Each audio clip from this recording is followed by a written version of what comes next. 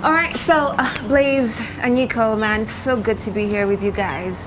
I remember covering events together. We have like around the same years in the media, 10, 11. And Blaze, I remember coming and seeing you founding things, WAPI. Creative art, bringing young people together. You know, Slam Africa, all those things. So much respect for that. Thanks for having us. Thank you for having us. No, I'm happy to be here because, you know, we've been in the industry long enough to have a conversation that is real and rich. And this is exactly what this conversation is. I mean, for someone like you who has developed and managed talent, for someone like you who spots them and goes like, hey, I'm working with you or you're ready for this. Yeah. So let's look at the past and the future, right? We're definitely in a new frontier, new genres, new people with different sounds and the like. What can you say that you've seen about the evolution of the Kenyan music industry from the time you began to now? Well, I guess the whole world is changing. The world is becoming more digital. Artists are going into the studio, making songs, posting it on YouTube, becoming like, you know, immediate stars immediately. The dynamics have really changed. It's good to have watched the evolution from the times when young artists used to line up at radio stations trying to play, and now you can play your music wherever, whenever. I mean, some of the biggest stars that we have now don't even need airplay as much, you know?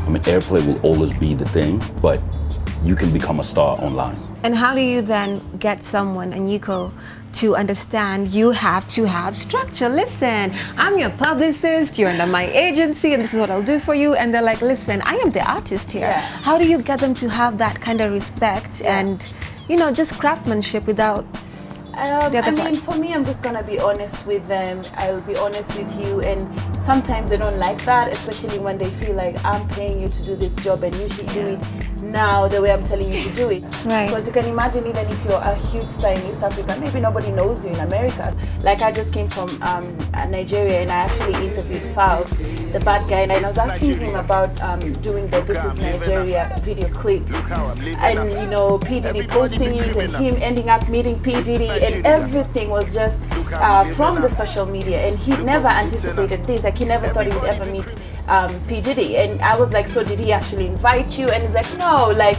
I just hit him up on the DM, and I was like, I saw you posted my thing and I would love to meet you. And he's like, okay, when you come to America, let me know. And he was actually supposed to go to America to perform at a wedding. He's like, I'm coming like next month. And he literally was like, I texted him and said, I just landed in America.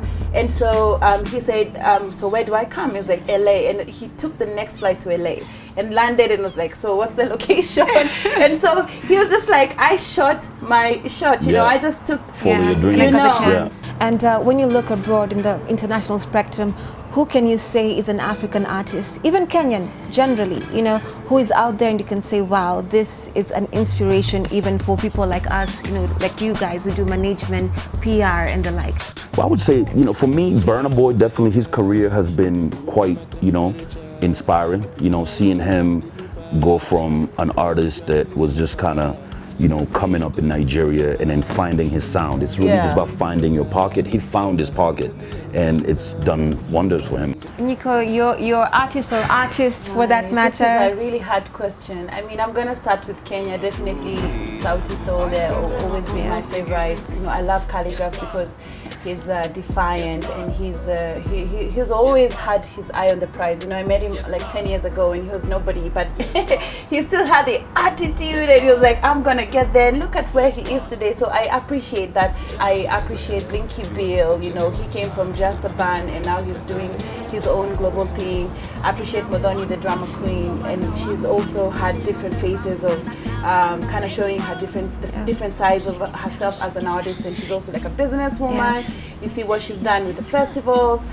Look at where she is in Tanzania. I really love Vanessa Mdee. You know, she's super cool. I think she's just the perfect brand for anybody, and she's also a great singer. In Uganda, I really love Vini Ganta. That is the future. That's the future of this African dancehall music. He's super dope. He just released like his first album recently. I love Nadia Nakai from South Africa. You know, she's a really great rapper, and I think women are always kind of sidelined when it comes to many industries, not just entertainment. But she cannot touch Ecstatic though. She can't touch. Cause I ain't moving backwards, fall back cause you in class and all that you do it after, come back a different chapter. All-time favorite You're rapper. starting the beef. Yeah. Okay, so I'm not gonna finish, but there's so many, like I can't pick Yeah, one. There's a lot of always artists an doing well, artist you who know. inspires me for a different reason. All right. Yeah. I understand Yeah. that. That's it from us here at What's Good Africa, and right here from Power 254. And there's a whole lot coming, so stay tuned.